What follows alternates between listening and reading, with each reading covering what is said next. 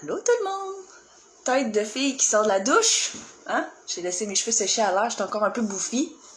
Dites-moi coucou en arrivant, puis je vais aller valider avec mon ordinateur que tout fonctionne bien, que je suis capable de voir vos commentaires. Parce que ce matin, on parle de est-ce que bébé est prêt à commencer à manger? Une question qui revient vraiment souvent.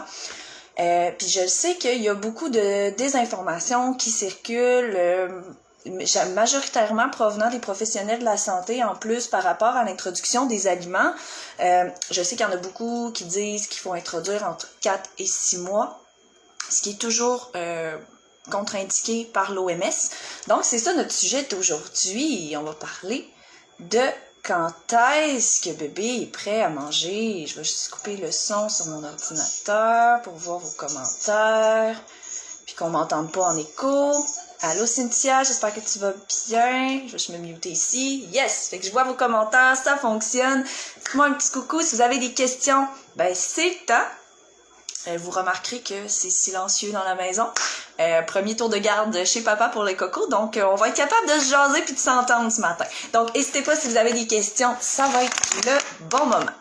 Donc, est-ce que bébé est prêt à manger? C'est beaucoup de questionnements, c'est normal, surtout avec des bébés qui ont des intolérances et des allergies, parce que, veut pas, c'est des enfants qui ont déjà un système digestif qui est un petit peu fragile. Salut Marie-Pierre, j'espère que tu vas bien. Donc, tu sais, on veut pas les irriter encore plus, pis c'est tout à fait normal et légitime que vous vous posiez la question à savoir quand est-ce que votre bébé est prêt à manger. Quand on a un bébé qui souffre d'allergie, d'intolérance alimentaire, c'est un gros challenge. Leur système est irrité avant même de commencer la diversification alimentaire, ce qui peut causer des difficultés supplémentaires quand on arrive à introduire les différents aliments. C'est normal que ça vous stresse, puis c'est... vous n'êtes pas une mère parano parce que vous êtes stressé avec l'introduction des aliments, ok? Ça, je tiens vraiment à le mettre au clair parce que souvent, il y en a plein qui me disent « Ouais, mais tu sais, c'est juste intro, là, je comprends pas pourquoi j'ai peur comme ça. » C'est normal, ok? C'est tout à fait normal. Déjà que vous avez vécu un début de vie difficile avec le système digestif de votre enfant, c'est normal que ça vous inquiète d'introduire les aliments. Surtout que généralement, c'est quand on commence à introduire les aliments, surtout celles qui allaitent, que ça va nous permettre de mieux cerner c'est quoi les aliments qui causent les réactions. Fait que là, on va faire une distinction aussi avec l'introduction puis les allergies via l'allaitement. Là, on va quand même en parler un petit peu ce matin parce que c'est important. C'est pas parce qu'un aliment passe via allaitement qu'il va assurément passer de façon directe à l'enfant. Donc, commençons par le commencement. C'est quoi les véritables signaux qui nous prouvent que bébé est prêt à manger? Parce que souvent, j'entends des mamans qui me disent « Ah, mais tu sais, il dévore notre assiette des yeux, il se fâche quand on mange. » Il n'y a rien là-dedans qui est un signe que bébé est prêt à manger. Les signes qu'il faut regarder, c'est principalement des signes physiologiques. C'est normal que votre enfant ait envie d'avoir ce qu'il y a dans votre assiette, qui suive la cuillère des yeux. C'est tout simplement normal parce que vous semblez prendre plaisir, généralement, à manger. Je vais juste approcher mon téléphone, voir si ça aide au niveau de l'éclairage. Là, mon téléphone a un petit peu de misère. Donc, le fait que votre enfant se fâche quand vous mangez ou qui suivent la cuillère des yeux, c'est pas des signaux que l'enfant a faim, c'est tout simplement une période de développement normal. On s'entend que l'enfant, un bébé, explore tout via sa bouche. Puis là, vous, qu'est-ce que vous faites dans son visage? Vous prenez des choses, vous les mettez dans votre bouche, puis en plus, vous avez l'air d'y prendre plaisir parce que vous recommencez. OK? C'est pour ça que les bébés vont vraiment se fâcher quand ils nous voient manger, qu'ils vont vouloir aller chercher ce qu'il y a dans notre assiette parce que c'est intéressant pour eux. C'est quelque chose de nouveau qui est à explorer. Mais ça veut pas dire que ça, c'est le signe qui est prêt à manger. OK? Quels sont les véritables signaux? Il y en a 4. Donc, le premier, il est très flagrant et vous allez vous en rendre compte toute seule. Ça s'appelle le réflexe de protrusion. Le réflexe de protrusion, c'est un réflexe de protection que l'enfant a dès la naissance et ce réflexe-là part entre 5 et 6 mois, tout dépendant des enfants. Un enfant qui est prêt à manger a perdu son réflexe de protrusion, en fait. Je pense qu'il y a un R, en tout cas.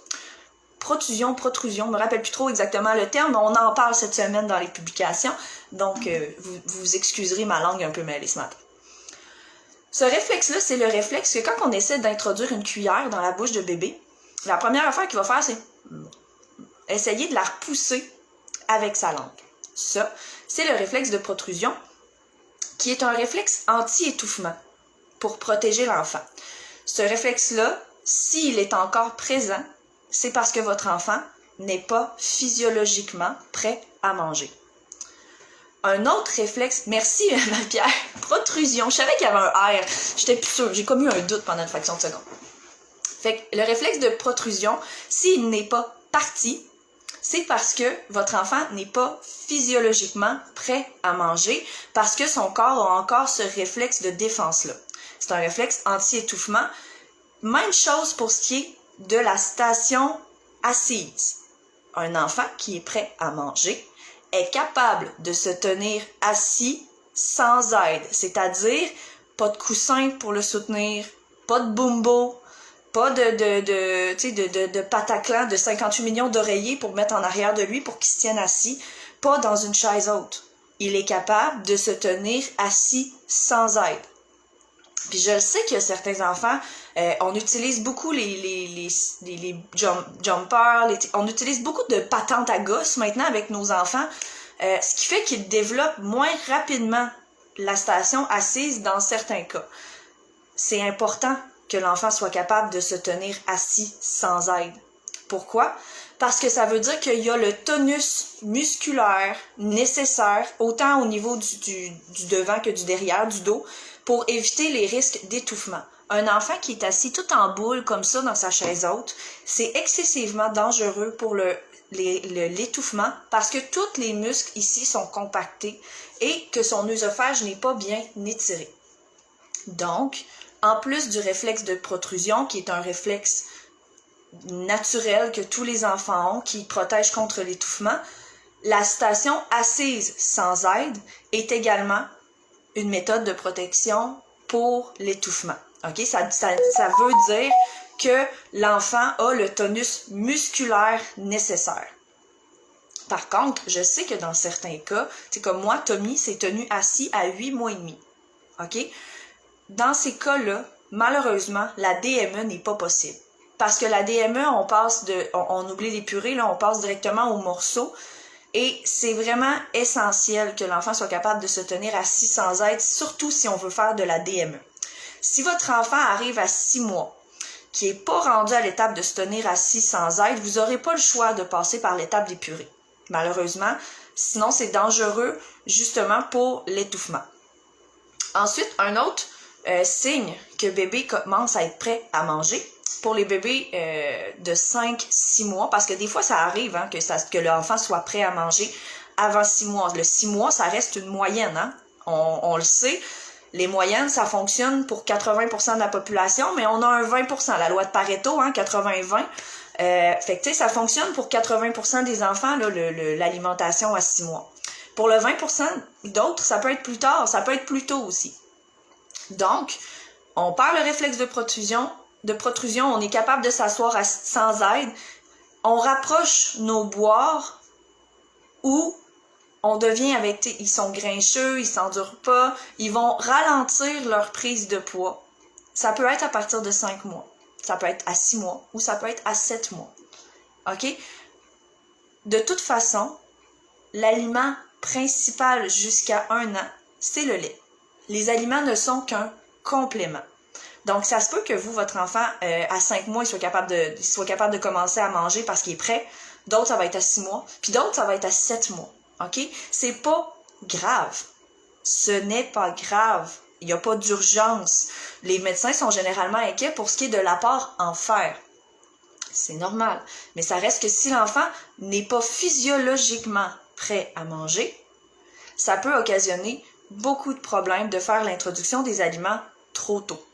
Donc, écoutez votre bébé. Si vous avez des inquiétudes par rapport à la santé, on va consulter le médecin, on peut faire des bilans sanguins, vérifier le taux de fer de l'enfant, vérifier sa réserve en fer pour voir s'il y a une réelle inquiétude à avoir. faut quand même prendre la peine de faire ces vérifications-là parce que si notre enfant n'est pas physiologiquement prêt à manger et qu'on se dépêche d'introduire des aliments parce que notre médecin nous met de la pression, ben c'est nous qui allons vivre les conséquences de ça une fois à la maison avec un bébé qui dort plus, qui se ramasse avec des grosses crampes, des gros maux de ventre. Fait que si vous avez des inquiétudes par rapport au taux de fer, vous jugez que votre bébé, il y a 6 mois, il est pas prêt à manger, ça vous inquiète pour son fer, consultez votre médecin. Il y a des examens qui peuvent être faits à ce moment-là pour vérifier tout ça. Maintenant, le dernier signe qui nous prouve que bébé est prêt à manger, ben c'est ça, c'est qu'il va apporter lui-même les choses à sa bouche. Donc c'est la dextérité qui est nécessaire pour manger. Ça aide surtout au niveau de la DME, mais c'est la même chose au niveau de la cuillère. Si votre enfant est même pas capable d'apporter un objet à sa bouche, il y a un problème, ok? C'est parce que là, il y a un manque de dextérité. Normalement, l'enfant devrait être capable de se nourrir seul. On s'entend que dans l'ancien temps, là, quand il était des hommes de Cro-Magnon, il n'y en avait pas de cuillère. Là. C'était l'enfant qui prenait les aliments pour les amener à sa bouche. Donc là encore, c'est la preuve que l'enfant est rendu assez loin dans son développement pour arriver là. Puis ça se peut que vous n'ayez pas les 4 signes, ok? Vous n'avez pas besoin de les avoir toutes les 4. Si vous avez un enfant qui devient très grincheux, qui ralentit sa prise de poids rendu à 5 mois, c'est pas le temps d'introduire les préparations si vous allaitez parce que vous manquez de lait. Non, c'est probablement juste que votre enfant est rendu à l'étape de commencer sa diversification alimentaire. S'il n'a pas perdu son réflexe de protrusion, même s'il commence à ralentir dans ses courbes, vous allez avoir beaucoup de difficultés à introduire les aliments parce que vous allez donner une cuillère à peu près 40 fois la même cuillère parce qu'il va passer son temps à la recracher. Donc, c'est vraiment de vous fier à l'ensemble des signes qui nous disent si bébé est prêt à manger ou non. Si vous avez des doutes, vous pouvez toujours consulter votre médecin ou votre nutritionniste si vous en avez une dans votre dossier pour regarder ça avec elle. Mais c'est pas... le 4 à 6 mois, là, c'est une étude qui a été faite sur les allergènes. Puis si vous allez lire les résultats de cette étude-là, vous êtes capable de les trouver facilement en ligne. Donc, c'est une étude justement où on étudiait l'impact de l'introduction des allergènes entre 4 et 6 mois pour diminuer le nombre d'allergies, excusez-moi. Cette étude-là a été très mitigée. Je vous dirais que c'est pas flagrant là, les résultats qui ont été obtenus de cette étude-là. Par contre, les médecins ont inclus tous les aliments. Genre qu'à partir de maintenant, il faut faire l'introduction des aliments entre 4 et 6 mois chez les enfants qui ont beaucoup d'allergies. C'est pas vraiment le cas et l'OMS recommande toujours l'allaitement ou la préparation de façon exclusive jusqu'à 6 mois. Donc, c'est à vous de juger si votre enfant est prêt à manger avant 6 mois ou non. L'OMS recommande toujours l'allaitement ou la préparation de façon exclusive jusqu'à 6 mois. Donc, il n'y a pas de course, il n'y a pas d'urgence, puis c'est pas prouvé, scientifiquement parlant, que le fait d'introduire entre 4 et 6 mois les allergènes diminue les risques d'allergie. Et il ne faut pas oublier, allergie et intolérance, qui sont des allergies retardées, ça fonctionne pas du tout de la même façon. Donc, si votre enfant a des allergies digestives, des allergies retardées, qu'on appelle communément des intolérances, puis que son système a été irrité très longtemps avant que vous réussissiez à le stabiliser, le fait d'introduire des aliments très tôt peut créer des réactions très négatives parce que son système, justement, est encore très inflammé. Dans ce temps-là, malheureusement, on vient augmenter pas le nombre d'allergies, mais le nombre d'intolérances, parce que son système est trop irrité et qu'il n'est pas capable de bien gérer les aliments au moment où est-ce qu'on les introduit. Donc, soyez à l'écoute de votre enfant. C'est vraiment ça qui est super important. Je pense pas qu'il y ait de marche à suivre qui fit pour tout le monde. Certains enfants vont manger à 4 mois, d'autres à 5 mois, d'autres à 6 mois. Moi, ma fille a mangé à 8 mois. Parce qu'il y avait rien à faire. Elle ne voulait rien savoir. Que ça soit purée, DME, elle était pas prête. Elle a eu que le lait ou presque. Elle a commencé à manger là, vers 7 mois et demi. OK? Puis c'était pas parce que j'essayais pas de la faire manger. Ça fonctionnait pas du tout. Et elle se tenait assise. Elle avait la majorité des signes. sauf celui d'avoir rapproché ses boires. Elle avait pas rapproché ses boires du tout. Sa prise de poids était excellente. Tu sais, on n'avait pas d'inquiétude à ce niveau-là, donc on l'a écoutée et on a entendu quand elle a lancé les signes qu'elle était vraiment prête, donc elle a commencé à rapprocher ses boires, à ralentir sa prise de poids. Soudainement, on a été capable d'introduire les aliments et ça a super bien été. Donc, si vous voyez que vous essayez d'introduire les aliments à votre enfant parce que vous pensez qu'il est prêt, puis que ça fonctionne pas pantoute, il veut rien savoir, il fait juste le recracher, il est pas prêt. On met ça de côté une semaine, puis on réessaye la semaine suivante. Ça évolue excessivement rapidement à cet âge-là. Donc, c'est pas parce que ça fonctionne pas une semaine que ça fonctionnera pas la semaine suivante. Faut seulement essayer. Si ça fonctionne pas, on arrête. Il y a aussi certains enfants qui vont être beaucoup plus au niveau de la DME parce qu'ils veulent rien savoir des purées. Ça, on va en parler la semaine prochaine. DME versus purée, là, on va vraiment tout discuter de ça la semaine prochaine là, de façon plus approfondie. Mais des fois, ça peut arriver. Là. Vous essayez de faire des purées parce que vous trouvez ça plus facile puis votre bébé veut rien savoir. Vous essayez la DME, ça fonctionne pas. Il faut écouter notre enfant. Ça, c'est un point que je vais vous achaler avec ça encore. C'est votre enfant. Écoutez-le donc. OK? Il sait, lui, ce qui est bon pour lui. Puis souvent, ils savent encore plus que nous. Parce qu'on a le malheur d'écouter beaucoup plus nos professionnels que nos enfants. Ce qui fait que, on fait, mais non, mais là, il faut. Mais si l'enfant n'est pas prêt, même si tu dis qu'il faut, ça fonctionnera pas. Donc, si vous avez des inquiétudes, parlez-en à votre professionnel, mais écoutez vos enfants. Ils vont vous le dire quand ils vont être prêts à manger. Donc là, je vois que vous êtes 9 les filles. Hein? Si vous avez des questions, n'hésitez pas. On va faire une petite distinction très rapidement par rapport au fait que c'est pas parce qu'un aliment passe via l'allaitement qu'il va passer directement à l'enfant.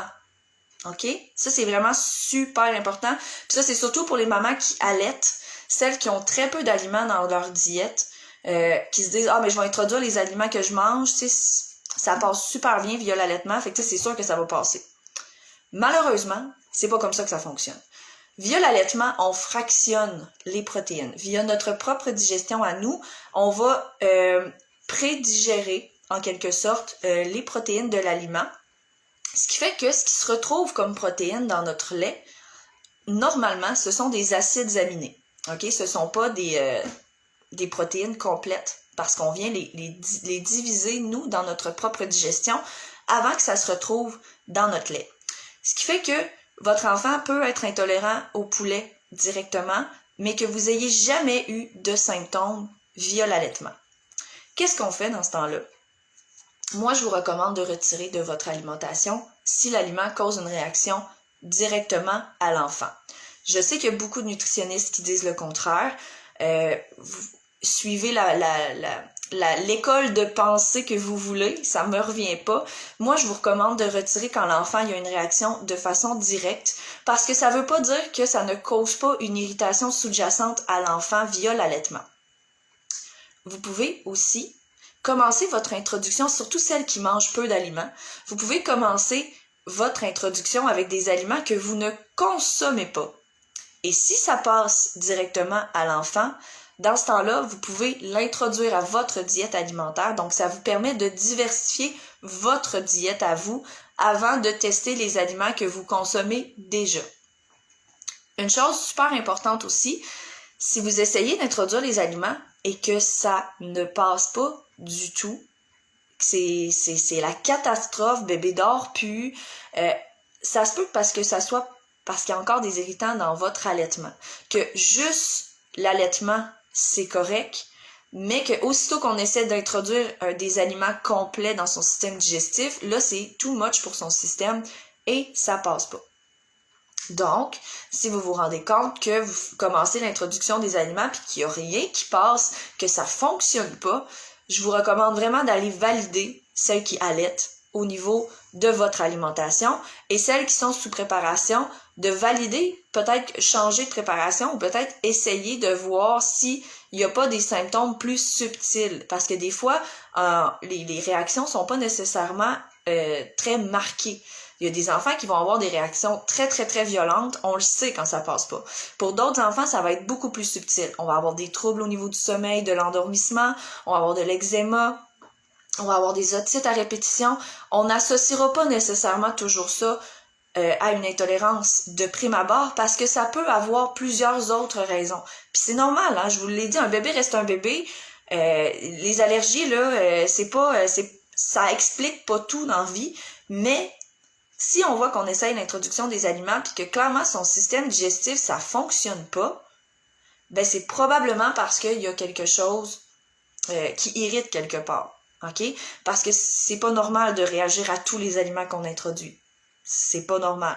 Donc, quand on arrive avec un problème comme celui-là, c'est intéressant de voir à solidifier notre base. On vérifie que notre régime d'éviction est correct, on valide nos produits corporels, est-ce qu'il reste des allergènes dans les produits qu'on applique sur bébé qui pourraient irriter de façon plus subtile le système digestif de l'enfant. Donc, est-ce que vous avez des questions? Est-ce qu'il y a des choses qui étaient pas claires pour vous par rapport au moment où est-ce que bébé est prêt à manger ou non? C'est le temps de me poser vos questions. Je vais attendre une petite minute, là, le temps que vous m'écriviez tout ça. Mais si jamais il n'y a pas de questions, on va se laisser puis on va se reparler demain.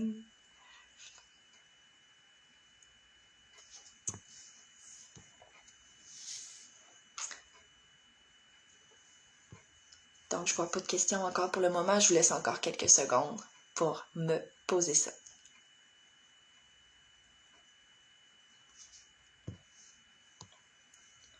C'est toute qu'une histoire, commencer à faire manger notre bébé. Hein. C'est normal hein, que vous viviez un stress par rapport à cette étape-là, surtout quand on est dans le monde des allergies, des intolérances.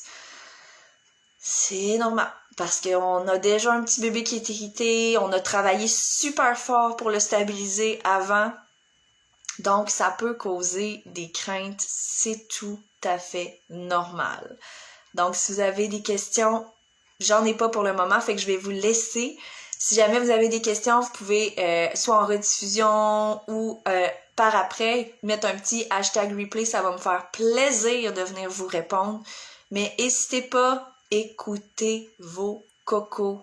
Hein? C'est bien que c'est eux qui savent. Eh ben oui, Valérie, ça fait vraiment plaisir. Donc oui, tu sais, un enfant qui est intolérant, là, il va réagir à ce qu'on applique sur lui. Pourquoi? Parce que quand on met quelque chose sur notre peau, ça passe directement dans notre circulation sanguine. C'est pour ça que les médicaments, via les timbres, sont efficaces. Les timbres de nicotine, les timbres d'hormones, ils font même à cette heure, au lieu de la pilule, là, c'est une patch. Ça passe directement dans notre sang via notre peau. Donc, il faut éliminer les allergènes de partout. Partout. Produits corporels, tu sais, les produits ménagers que l'enfant va mettre les jouets dans sa bouche après qu'on les ait nettoyés. Votre savon à vaisselle qui laisse un film sur votre vaisselle, vous cuisinez avec ça après. S'il y a des allergènes dans ces produits-là, vous vous contaminez. Même chose pour vous, si vous allaitez. Si vous appliquez un savon qui contient de la glycérine bovine sur vous, ça passe dans votre sang, donc dans votre lait. Ça va jusque-là, c'est plate, mais oui, c'est ça. Il y a certains enfants qui réagiront pas à ce genre de contamination-là. Mais pour les enfants qui sont plus sensibles, ça crée une réaction. Puis des fois, les réactions sont très subtiles. Ça crée une irritation, un bébé qui va se réveiller aux 1h30, qui va être bougon, qui va avoir juste des petits régurgis ou des petits vomis un peu tout le temps, sans que ça soit très marqué. Mais quand on arrive pour introduire les aliments, là, c'est Bagdad, ça marche pas, tout passe pas, c'est pas normal. Ce n'est pas normal qu'un enfant réagisse à tout. Il y a des cas qui sont plus difficiles, par exemple, les enfants qui souffrent d'un CEPA, ça peut arriver là, que ça soit plus difficile parce qu'ils ont des réactions plus violentes, leur système est irrité. Mais ça reste que ce n'est pas normal qu'un enfant réagisse à tout ce qu'il mange. Fait que si vous essayez 2, 3, 4, 5 aliments puis il n'y a rien qui passe, c'est probablement que vous avez encore un contaminant quelque part. Donc, Valérie, va surveiller tes produits cosmétiques. Si jamais vous avez d'autres questions, n'hésitez pas, ça va vraiment me faire plaisir. On se revoit la semaine prochaine pour le live thématique. On va parler de la DME versus les purées. Moi, je vais vous expliquer un peu comment je procède, qu'est-ce que je conseille, peut-être un peu plus comme méthode aussi. Fait qu'on va parler de tout ça la semaine prochaine. Mais si jamais vous avez des questions, n'hésitez pas, les communautés sont là pour vous aider. Celles qui allaitent, là, qui sont encore à la mise en place de leur régime d'éviction, il y a le membership, mais on a aussi notre workbook qui est disponible sur la boutique de Mieux Vivre avec les allergies, qui est la version un peu plus autonome du membership, qui est un guide pratique pour vous permettre de bien comprendre les symptômes, pour vous aider aussi à construire votre propre guide de produits, de recettes. Vous avez le journal de bord qui est inclus à l'intérieur. Vous avez un exemple de courriel à envoyer aux compagnies pour valider vos produits. Donc, n'hésitez pas, là, si vous avez besoin d'un petit coup de pouce supplémentaire, le workbook est beaucoup moins dispendieux que le membership. Donc, si vous n'avez pas nécessairement les moyens du membership, je peux comprendre, là, vous êtes en congé de maternité, c'est des périodes qui sont financièrement difficiles. Je suis tout au courant de ça, mais le workbook a vraiment été créé pour ça. C'est la version autonome, en fait, du membership au niveau de la mise en place de votre régime d'éviction. Vous avez une checklist à l'intérieur du workbook pour être sûr de rien oublier nulle part pour ce qui est de la validation de vos produits. Je vous jure, la checklist fait 2 pages. On en a une pour la cuisine, puis une autre page pour toutes les autres pièces de la maison, pour s'assurer que tout est 100% sécuritaire. C'est vraiment le but, c'est que vous ayez une base solide. Si votre base là est bancale, tout le reste va l'être. Vous allez arriver dans votre introduction des aliments, puis ça va être excessivement difficile. Donc moi, je vous recommande vraiment, avant l'intro des aliments, commencez à solidifier votre base le plus rapidement possible. Fait que comme ça, vous allez être sûr que vous reposez sur quelque chose de solide, puis après ça, ça va être beaucoup plus facile d'introduire les aliments sans avoir de réaction là, qu'on comprend pas trop pourquoi ça arrive. Donc, je vous souhaite une excellente semaine, tout le monde. N'hésitez pas, ceux qui écoutent en replay, à poser vos questions. Je vais venir vous répondre. Puis si vous avez d'autres questions, vous pouvez toujours m'écrire en privé, et on a nos 2 communautés aussi qui sont vraiment géniales. Celles qui ont besoin d'un soutien, d'un petit coup de pouce, de trouver des produits. Allez sur les communautés, sont là pour ça. Bye bye tout le monde!